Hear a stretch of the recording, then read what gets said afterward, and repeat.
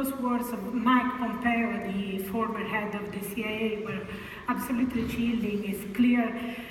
I mean, it's clear what they are planning, are trying to do. They are trying to say this is not a media organization. They have nothing to do with journalism. They are spies. They are dark characters doing weird things, creepy things, and so on. And so they have no First Amendment rights.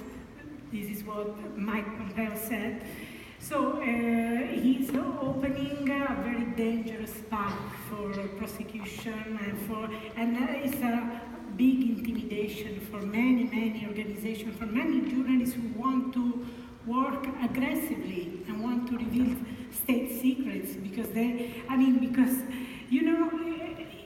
these people live in the darkness, and we need to find this factual information using whistleblowers, using insiders, using people who have access to this kind of information. There is no other solution to access this, to understand what they do, to try to establish some oversight of what they do. So this aggressive journalism, and I'm convinced it's journalism. If you ask me what relation do they have with journalism, I can bring my experience, I can bring what I have seen working as a media partner with them. They are not perfect, they are absolutely not perfect. They made mistakes, they have made mistakes. I don't like when they dump information on the internet, but that's a small part of their work. And if you look at the rest of the work, you see a small organization of people doing incredibly bold things, revealing incredibly dangerous information. And they do this, trying to verify this information in parallel, working in parallel with the media partners, so they do their own verification process. We do our own verification process. Yeah, and it's worth remembering that WikiLeaks worked with all of the major news organizations around the world on the State Department cables and many other very important war logs. Many left. It would be interesting to tell the story of why many left. I mean, Julian is a complicated human being. I mean, I have no problem to say so. Julian is a complicated human being, but they didn't left because Julian is a complicated human being. They left because it was not really convenient to partner with WikiLeaks. It's not really convenient to have many powerful enemies when you can have many powerful friends, you know? So many left for this reason. Had they remained, they would have learned a lot of things about how to protect source in this age of mass surveillance. They would have a fantastic training about verifying secret documents. I spent 9 years verifying their documents. I have no problem to say I learned a lot from them. I have no problem to admit this, because you get these documents and you have to establish whether the documents are true or whether they are not true, and you have to put your face as a professional on that publication. So if you get it wrong, the consequences are really serious for your profession. So I can tell you that what's their relationship to journalism is clearly to journalism. This is information in the public interest, used by hundreds of journalists, used by NGOs, used by activists, used by all sorts of organizations, academics. This is information accessible to everyone. So anyone can access this information, read the information, and make its own choices. They have received many journalistic prizes, as a matter of fact, but most of all, they invented a model which has been copied by many. Look at the many news organizations. Today, almost all of them have a submission platform for anonymous sources sending documents. This was established for the first time by them. Look at the cross-jurisdictional collaboration when they started with the Afghan war logs. Today is normal. Look at the Panama Papers. They use the very very same model. I mean, they invented this model, and many have copied this model. So I don't understand why people, oh, they are not journalists, so he's not a journalist. Maybe a publisher, but I'm not sure he's not a maybe a spy.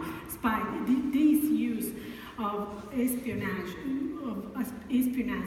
accusations are really, really concerning, because once again we see they are moving towards using the Espionage Act against them. We have seen how they have destroyed lives, how they have destroyed journalistic sources. Yeah. Chelsea Manning, 7 years in prison for revealing absolutely important information in the public interest.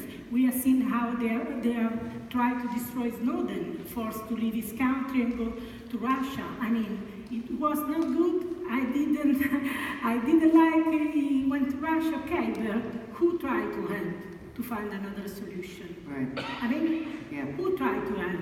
Tell me, no one. No?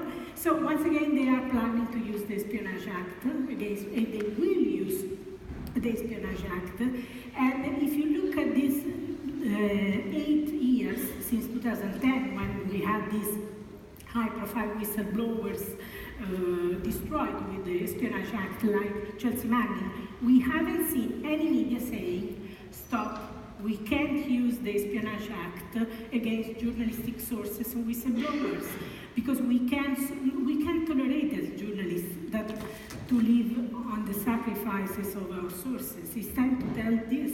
We can't live on the sacrifices of our sources. We have to find a solution. They cannot use the Espionage Act against journalistic sources and media organizations for publishing information in the public interest. Yeah. Gill, I wonder about your thoughts on that, since you've represented The Guardian. The Guardian's worked extensively with WikiLeaks, and from your legal perspective here, I mean, how do you see WikiLeaks in terms of its ability to get the protections of a journalistic organization?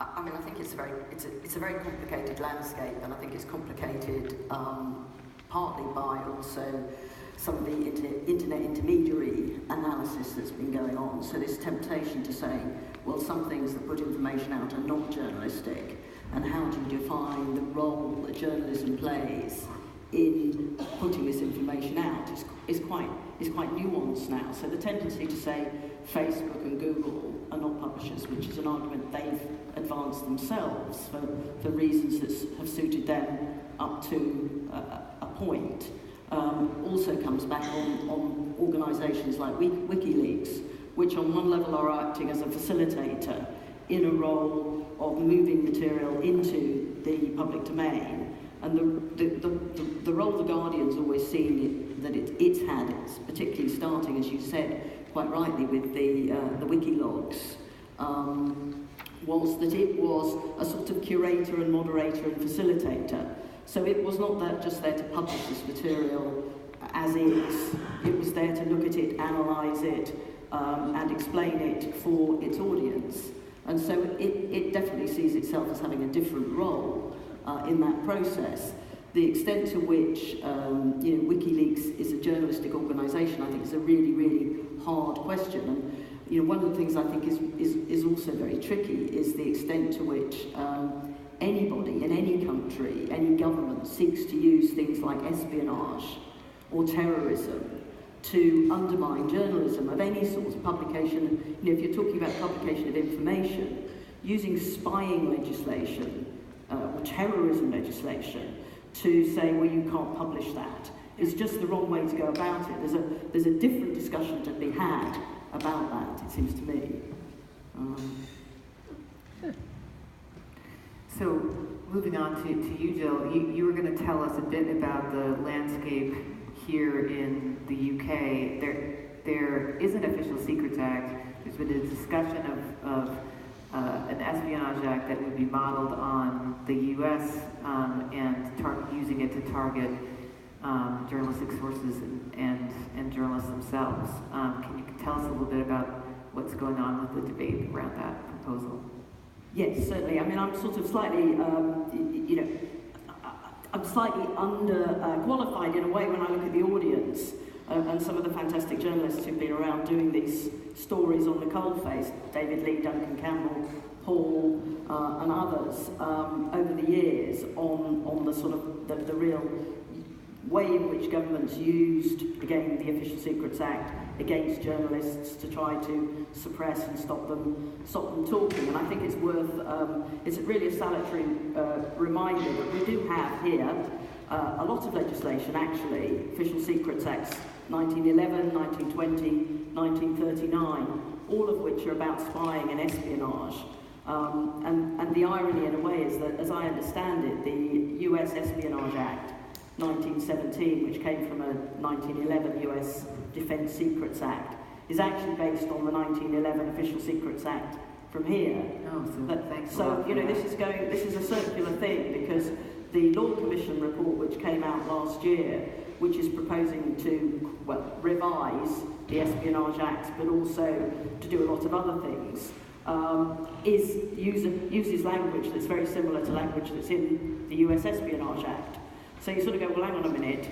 In the 1989 Official Secrets Act, we got rid of Section 2 of the Official Secrets Act 1911, which was the one that I think David and others have written about, that, you know, basically said if you disclose the menu in the GCHQ canteen, that's an official secret and you can be prosecuted for it. The 1989 Act was supposed to get rid of that, and now we seem to be going full circle back to this position where it's been advocated that all that information should be covered by either spying or official data, and that you shouldn't be allowed to publish it. And it's always seemed to me, and I think this came out particularly in WikiLeaks, but also with Edward Snowden, that the actual problem is governments overclassify too much information, so they have vast amounts of data that they say is secret. They allow too many people to access it, and they're not properly saying, this is secret, this is damaging. It's not embarrassing. Forget embarrassing. That's the world you have to live in, is around embarrassment. So, you know, the reality is we already have a lot of legislation here that is about spying, that has been used against sources in the same way that you're talking about the Espionage Act being used in the States, has been used against sources of information here, government officials who've leaked over the years. Clive Ponting, the 1911 Act, I think, was used against him. So, you know, none of this is new in a way. What's slightly worrying now is that these new proposals from the Law Commission, and indeed we're still waiting now for their sort of follow-up report, which was promised last year, then promised in the middle of this year, has still yet to come out, is that they're looking, as far as I can see, to modernise some of the language, so they're going to, you know, get rid of sketches and plans and talking about going into prohibited places, old-fashioned spying. You sort of understand where that might be coming from. But at the moment, under our own legislation, there's no public interest test for journalists. The only defence that journalists can rely on is that the information they've released is not damaging. And the proposal by the Law Commission is that that test is weakened to capable of damaging. And if anybody's read the High Court judgment in the David Miranda case here, after he challenged his detention at Heathrow Airport, and I think you had a talk earlier about Schedule 7 of the Terrorism Act being used for this purpose. But if you read the High Court judgment, that judgment is full of taking absolutely at face value statements from government that this was damaging. There was actually no evidence that it was damaging. And so, you know, weakening a test down to likely or capable of damage is really, really worrying. But we're still waiting to see where the Law Commission go on all this. So, yes, go ahead. I thought, as I was coming to do this, I better check up. I was up to date on where the Espionage Act is. Last year, when the Law Commission started the review, he claimed to have been consulted, and Duncan Campbell challenged them very strongly on this and said, well, who have you consulted? And it turns out they hardly consulted anybody. Well, they consulted the Cabinet Office 18 times, MI6, MI5 and GCHQ a lot. And how often did they consult Guardian, for instance? Well, once. Well, anyway, I thought, oh, well, so I go on the line and I see any further questions asked, and it's got the name of the person who's... So I tapped in an email saying, dear Pat, could you tell me where we are in this? up pops a note saying this person has left the Law Commission, and gave another name. So I then tapped in that person's name and said, please can you give me an update? And that was on Monday, and I've not heard anything back 5 days later. So the competence of the Law Commission is not stunningly effective. Isn't it ironic, listening to Gill, I kept remembering what you were talking about, that while these laws target journalists as spies, and the allegation is that they're associated with foreign governments, in fact, the vast majority of cases that you've uncovered are actually working for Western spy agencies. And there's no attempt to, regulate that, obviously. No, but I mean, this paper I've written is only about the UK and the US, because I tend to start at home, because I think that's a sort of democratic process. But on the other hand, every other country has done the same things. Each individual country can look to see the relationship between their intelligence agencies.